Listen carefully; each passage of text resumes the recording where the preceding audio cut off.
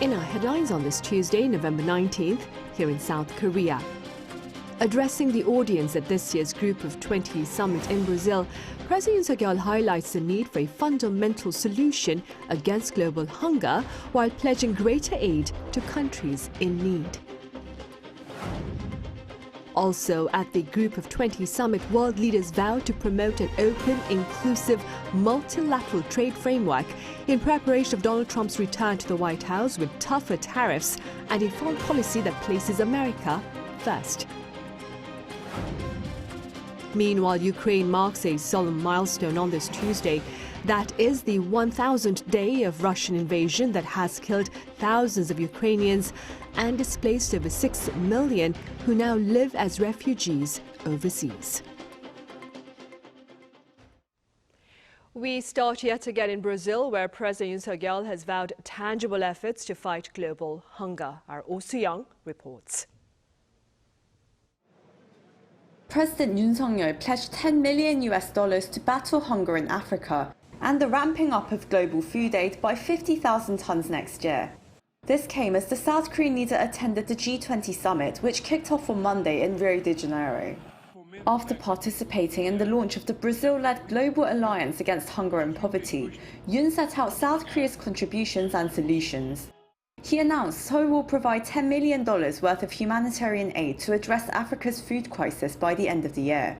He also said South Korea plans to ramp up its global food aid contribution by 50,000 tons to 150,000 in 2025 through the United Nations World Food Programme. Seoul has already doubled its contribution this year compared to 2023. At this year's G20 Summit, President Yoon emphasized that achieving a sustainable future for humanity requires inclusive economic growth in developing countries. He stressed the importance of structural reform and fiscal innovation in developing nations to leverage the private sector's capabilities fully. He also argued that the G20, as the top forum for global economic cooperation, must support efforts to create new growth drivers in developing countries. In this regard, Yoon announced South Korea's intent to increase contributions to the International Development Association by 45% compared to 2021. The IDA, as part of the World Bank, provides grants and low-interest loans to help countries invest in their futures. He also said Seoul will look to increase its contributions to the Pandemic Fund, which aims to strengthen pandemic prevention, preparedness and response capacities. Based on South Korea's own experience of rising from the ashes of war and poverty, President Yoon highlighted the country's role as a bridge of prosperity, connecting developing and advanced economies. The Yoon administration held South Korea's first ever bilateral summits with Pacific Island Forum countries and African Union nations, and plans to hold a summit with Central Asian countries in 2025.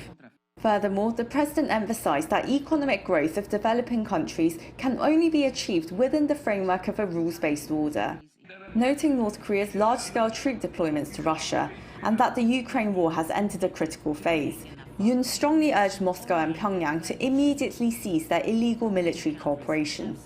Yoon further appealed to G20 leaders to unite in their will and actions to uphold the global rules-based order.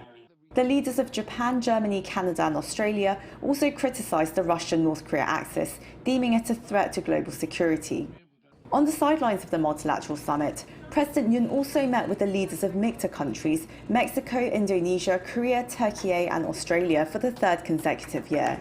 They adopted a joint statement reaffirming their commitment to cooperate on areas such as sustainable development, world peace and security and global governance. Amid growing concerns around the world over North Korea's collaboration with Russia, the MIKTA leaders called on all UN member states to uphold the UN Charter and abide by Security Council resolutions. Addressing the meeting of the world's 19 largest economies, the European Union and the African Union, President Yoon on Tuesday will emphasize South Korea's role as a green ladder to help developing economies achieve both growth and carbon neutrality. Oh Soo-young, Arirang News, Rio de Janeiro. Also in Brazil, and as mentioned earlier, global leaders at this year's Group of 20 Summit have sought to shed greater light on global poverty and hunger through the launch of a new alliance. Our Yoon has details. Leaders of the G20 economies gathered at Rio de Janeiro's Modern Art Museum on Monday for a two-day summit.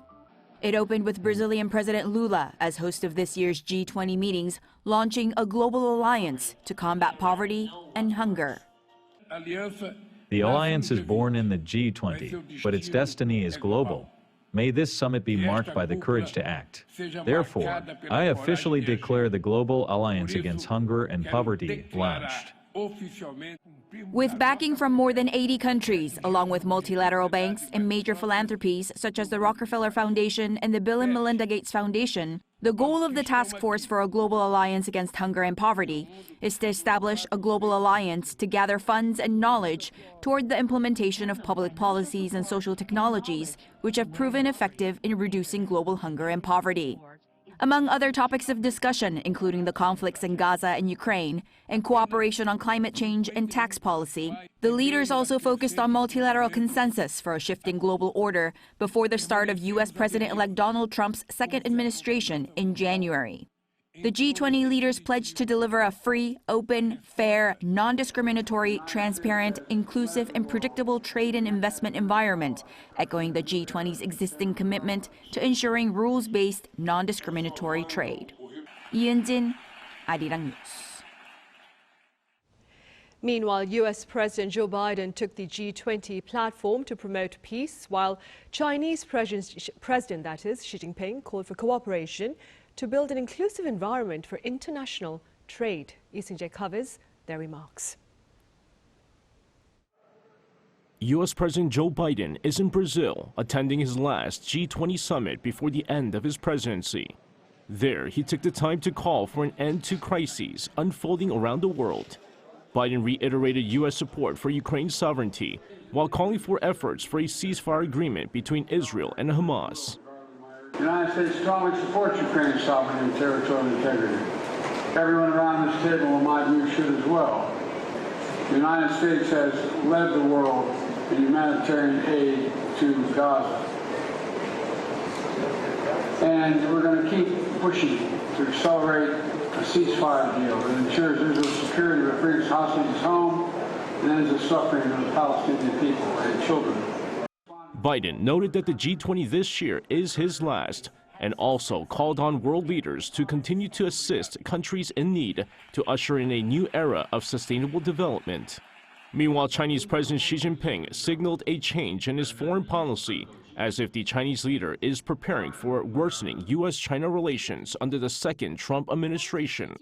During the G20 summit, Xi stated that the international community must build an open, inclusive, and non-discriminatory environment for mutual cooperation, and expressed Beijing's willingness to invest in developing countries. This marks a stark contrast to his previous give-and-take policy, as pundits say Xi may be looking to diversify its market in preparation for Trump's second stint in the White House. Isingjae, Arirang News.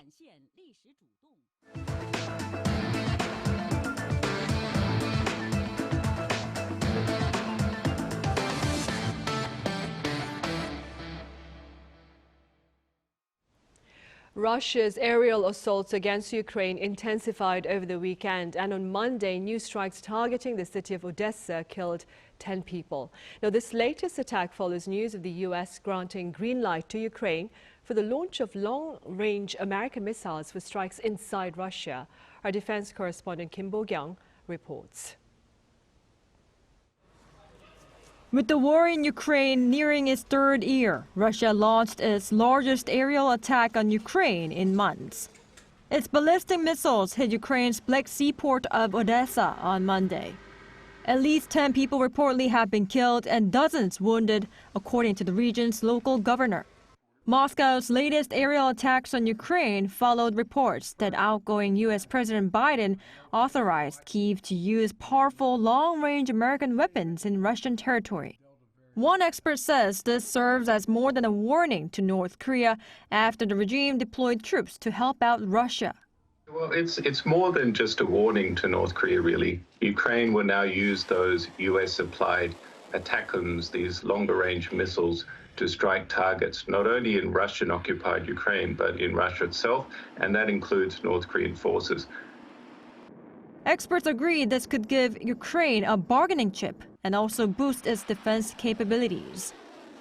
This is a dramatic step because it does give the Ukrainians the ability to hit really important military points and infrastructural points inside Russia, and that will absolutely have an effect on Russia's ability to wage war.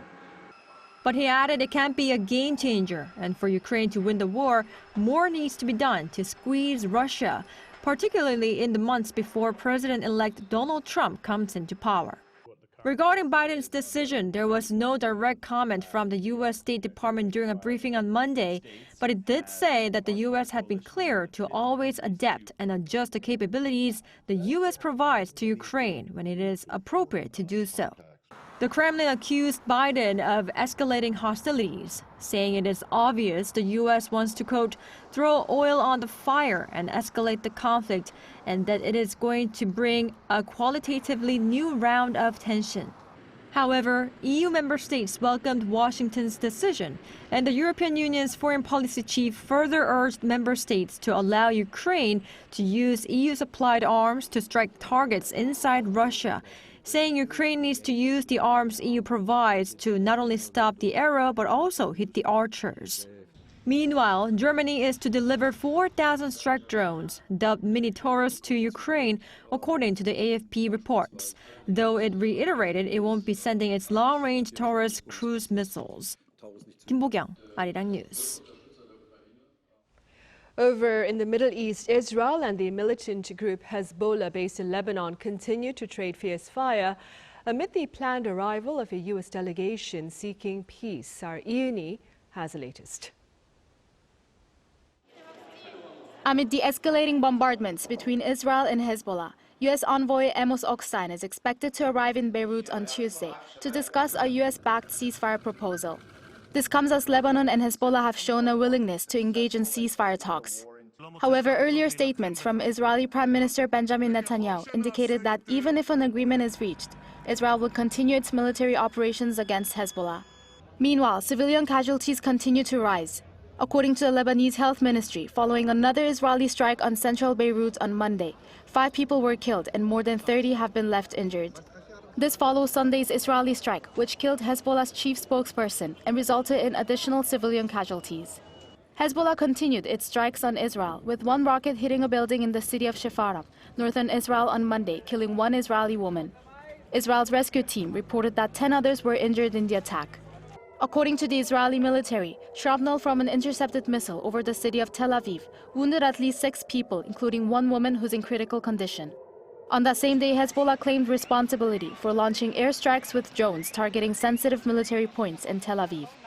Yoon, Arirang News. Meanwhile, North Korea's state media carries coverage of Kim Jong-un going out of his way to warmly welcome a Russian delegation, and pundits here respond to this rare reception. Our Kim Jong-sil explains. North Korean leader Kim Jong-un showed exceptional hospitality to Russia's Natural Resources Minister Alexander Kozlov, who arrived in Pyongyang over the weekend.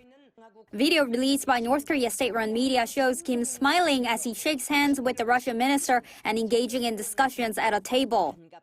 Throughout the meeting, Kim is seen smiling widely. The footage also includes scenes of Kim personally escorting Kozlov outside the building, a rare gesture highlighting their growing alignment.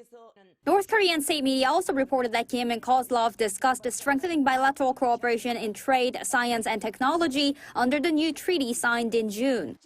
The Russian delegation led by Minister Kozlov arrived in Pyongyang on Sunday for the 11th Trade and Science Cooperation Committee meeting. A South Korean Unification Ministry official told reporters on Tuesday that this was the first time a Russian representative has met directly with Kim during this kind of meeting. One expert in South Korea speculated that Kim's exceptional hospitality may be linked to the new treaty coming into effect. President Putin recently signed the new treaty, and it's possible the delegation brought the ratified documents to North Korea. Once both sides sign them, the treaty will take effect only after the ratified documents are exchanged. I think it's highly possible that those documents were brought along. Professor Kim added that with North Korea sending a delegation to Moscow on Monday, it's likely the ratified North Korean documents were carried. He noted that the treaty will take effect once the documents are exchanged, which could happen as early as Tuesday. Kim Jong-sil, Arirang News. U.S. President-elect Donald Trump has reaffirmed intentions to use the military for mass deportation of undocumented immigrants in response to a post by Tom Fitton, the head of Judicial Watch, a non-profit conservative activist group who forecasts that the Trump administration will use military assets for a mass deportation program. Mr. Trump took to his social platform to say it was true. The president-elect previously suggested he would declare a national emergency and use wartime powers as well as military troops to carry out a mass deportation. Back here in South Korea, the prosecution has indicted the head of the country's main opposition party, that is Lee Jae-myung of the Democratic Party, for improper use of provincial funds during his tenure as governor of Gyeonggi-do Province. The Suwon District Prosecutor's Office indicted Lee Jae-myung without detention on charges of occupational breach of trust, accusing him of misusing over 100 million Korean won, or some $76,500 US, through the provincial government's credit cards. Lee Jae-myung is also accused of using government-provided vehicle services for personal purposes. This latest indictment places the opposition leader under 4 ongoing trials and an appeals court hearing. In other news, the crucial role of workshops in nurturing emerging talent in the field of performing arts is on display this week as participants of a related project put on stage the fruits of their labor. Our correspondent Song Yoo-jin gives us a glimpse. For young artists, the path to success is rarely paved with gold due to unstable pay and limited opportunities. However, for the performers in this play, that dream is starting to come alive. This production, titled Jojo, is the opening act of South Korea's first ever Young Artist Festival Week, where future stars in theater, classical music, ballet, and contemporary dance from the Culture Ministry's Young Artist Project perform after months of training. Earlier this year, 329 aspiring artists were chosen from an intensely competitive pool with nearly 10 applicants eyeing each spot. Over the past 8 months, they've worked alongside 9 national art companies, receiving training from experts and invaluable stage experience. These actors are part of the 40 young talents selected to train with the National Theatre Company of Korea. We worked with 40 rookies with a wide range of experiences, learning styles, and skills. Our focus was on exploring how we could bring everyone together to speak with one voice. The process was an opportunity to delve into the core of theater as a collective art form. After months of hard work, these actors finally took the stage to showcase their talent. Even though some of us have already debuted, this program allowed us to step back, refine our skills, and re-enter the professional world with confidence. The National Theatre Company of Korea brought in incredible directors and instructors who taught us acting techniques, Pilates, and speech training. What I gained most was learning from my peers. Working with 40 talented actors, I discovered so much by observing their strengths. It's an experience I'll carry with me forever. The Young Artist Project is just getting started, with even more participants set to join next year. We plan to include 600 participants. We hope these young talents can travel nationwide, performing in places that don't get the opportunities to enjoy cultural activities. It's about sharing their artistry with the people who need it most. Young Artist Festival Week continues with performances by trainees of the Korean National Symphony Orchestra and the National Chorus of Korea on Monday, the Korean National Ballet on Tuesday, and the Korea National Contemporary Dance Company this weekend. Song Yoo-jin, Arirang News.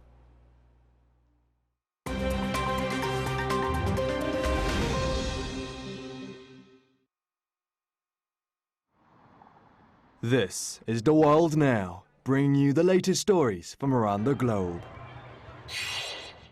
A stabbing spree in broad daylight in the middle of Manhattan has left many New Yorkers in shock. New York City police said 2 people were killed and 1 left in critical condition after a homeless man began what appears to be an unprovoked stabbing spree on Monday morning local time. Authorities also said the 51-year-old suspect is in custody. The attacks began at 8:22 a.m. when the first victim, a 36-year-old Hispanic male construction worker, was stabbed in the abdomen while at work on 444 West 19th Street. At 10:27 a.m., the assailant stabbed a 68-year-old Asian male who was fishing on 500 East 30th Street. Both men were pronounced dead after being taken to hospital. A 36-year-old black female was stabbed multiple times near the UN headquarters almost 30 minutes later, leaving her in a critical condition. One witness said that the knife-wielding assailant was carrying a mask and 2 really big knives. Now, NYPD Chief of Detectives Joseph Kenney said that the suspect had 8 prior arrests, with the latest in October this year, while NYC Mayor Eric Adams said authorities will look into why he was out on the street. Moving on to Australia, where influential media figure and ex-Australian national rugby team coach Alan Jones was arrested on Monday over allegations of sexually abusing 7 men and a 17-year-old boy. Jones, who anchored a popular Sydney breakfast show for some 18 years, now faces 24 charges, including 11 counts of aggravated indecent assault for alleged incidents from 2001 to 2019, which, except for 2 common assault charges, are all sex offences. The 83-year-old was taken into custody at his Sydney apartment on Monday morning, while the New South Wales Police Child Abuse Squad searched his property. New South Wales Police Commissioner Karen Webb said that they had conducted a very complex investigation and called for other victims to come forward, saying nothing is too old to be investigated. Super Typhoon Mani, which swept across the Philippines over the weekend, has left at least 8 dead as local residents clean up after the storm's damage. Forecasters previously warned of a life-threatening storm surge, and some 500,000 residents were evacuated as the super typhoon made its second landfall on the country's main island of Luzon on Sunday.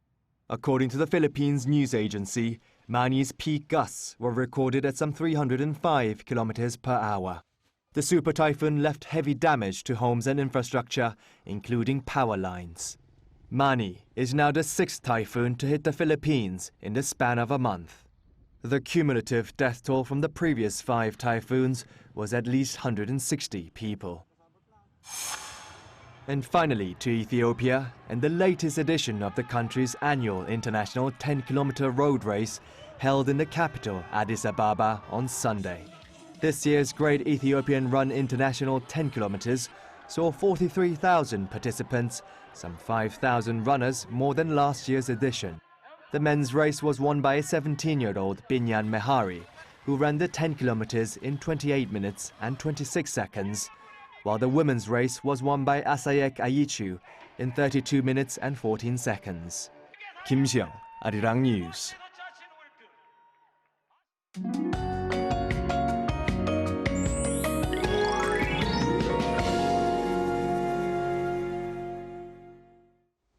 With the cold wind, the feels-like temperatures stayed below 0 this morning across the country. From the daytime, the cold was relieved by recovering to the previous year's temperatures. Tomorrow's temperatures will be very similar to today's. Starting at 0 degrees in the morning, Seoul will move up to 12 degrees during the day. Do expect wide temperature gaps of more than 10 degrees for most parts of the country. Jeju Island will be mostly cloudy tomorrow and will see some rainfall until the afternoon. At night, rain will begin on the west coast of Gyeonggi-do Province, Gangwon-do Province, and the Chungcheong-do Provinces. This estimated amount is around 5 millimeters in these areas. Tomorrow, Chuncheon will start off at -1 degree, Daegu 4 degrees.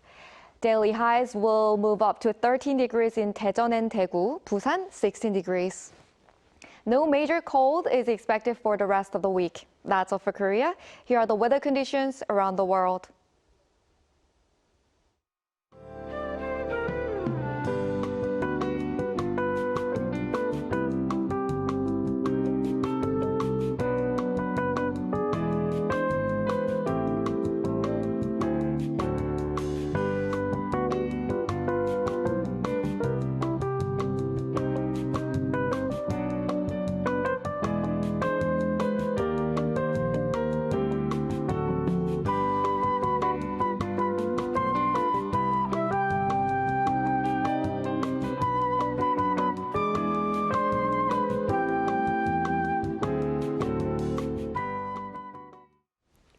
Those are the headlines at this hour. Coming up right after this break is our daily panel session, and today we touch upon the series of sideline summits between South Korea and its partners over in South America.